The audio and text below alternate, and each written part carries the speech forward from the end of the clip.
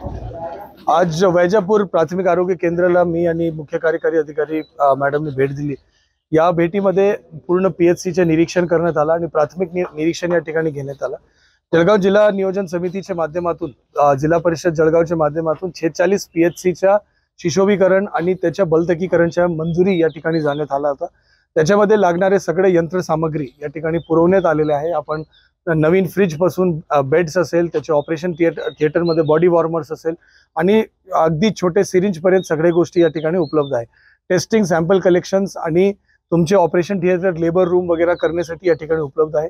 मागच्या 1 महिन्यामध्ये या ठिकाणी 16 आपल्या प्रस्तुती डिलिव्हरी या ठिकाणी झालेला आहे आणि यामध्ये जो काही गोष्टी आहेत त्या काही गोष्टीच्या सुधारणा आपल्याला या ठिकाणी करण्याची पण गरज आहे की ज्या ज्या यंत्रसामग्री उपलब्ध आहे त्याचा व्यवस्थितपणे वापर करावा आणि याबद्दल राहणारे जो काही तक्रार आहे त्याच्या संबंधामध्ये चौकशी समिती ऑलरेडी नेमण्यात आलेला आहे।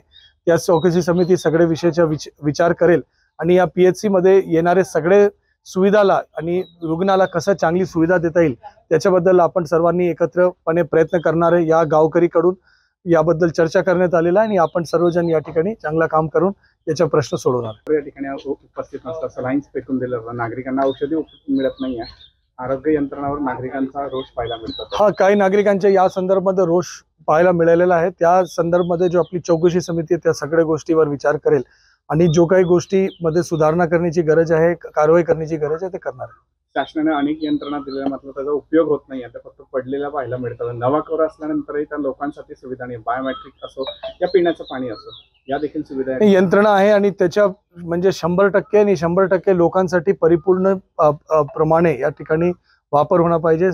सामान्य शासनाचे स्पष्ट धोरण आहे की विशेषतः दुर्गम भागमध्ये असलेले प्राथमिक आरोग्य केंद्र असेल त्या ठिकाणी अति चांगला सुविधा, बिकॉज त्या ठिकाणी इतर कुठलाही पर्याय नसतो, ते अत्यंत चांगली सुविधा त्या ठिकाणी मिळायला पाहिजे। आरोग्य यंत्रणा व्यवस्थित सुविधा, व्यवस्थित सगळे मार्गदर्शन आणि सगळे प्रकारची सुविधा मिळायला पाहिजे।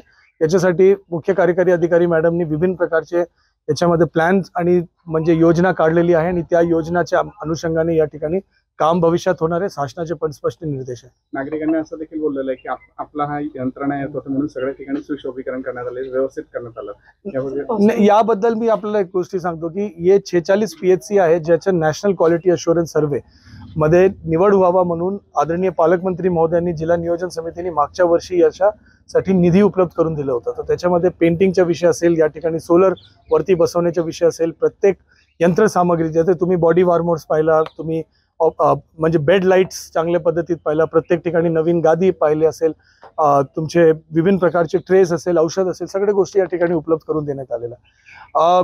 या जो आपली जो दौरा आहे ते कल देर रात्री ठरलं होतं आणि आज सकाळी आपण या ठिकाणी आहे, तर याच्या कायापलट एक दिवसात तो करणं शक्य नाही। परंतु कुठले इन्स्पेक्शन असेल त्याच्यामध्ये लोकांचं असं म्हणणं असेल, परंतु त्या विषयाबद्दल आपण त्याचा दाद घेता रुग्ण कल्याण समिती जो या रुग्णालयाची आहे त्याच्या माध्यमातून आपण सतत आरोग्य सेवा अशी सेवा असतो की सतत त्याच्यामध्ये काम करण्याची गरज आहे। असं नाही की एक दिवस आपण अतिउत्तम काम केलं आणि 10 दिवस काही लक्ष दिलं नाही।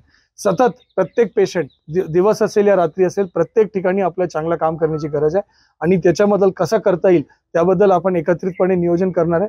काही सुधारणा झालेली आहे, ॲम्ब्युलन्स आपण पाहिला व्यवस्थित आहे, त्या ठिकाणी औषध पण उपलब्ध आहे, परंतु ते औषध प्रत्येक रुग्णापर्यंत पोहोचणं पाहिजे, ते आपलं महत्त्वाचं आहे। आणि वैजापुरामध्ये अधिकारी व जिल्हाधिकारी पाहायला मिळालं, नेमकी इथं परिस्थिती काय असते? इथं दवाखान्यामध्ये ओपीटी जेव्हा चालू होते त्यावेळेला पण हजर राहत नाही आणि मी जसा आलो ते बाई डिलिव्हरी होत होती रस्त्यावर, तर इथं सांगायला आले आम्ही तर बुवा तिकडे डिलिव्हरी होत आहे बाई। त्याच्यानंतर ते बोवा होते इथं, त्यांना विचारलं आम्ही, ते म्हणे इथं कोणीच नाही म्हणे। त्याच्यानंतर आम्ही गावात गेले, एक बाईला आणलं, त्यांनी डिलिव्हरी केली, बारकू कोकणी त्याच्या आईने केलं डिलिव्हरी।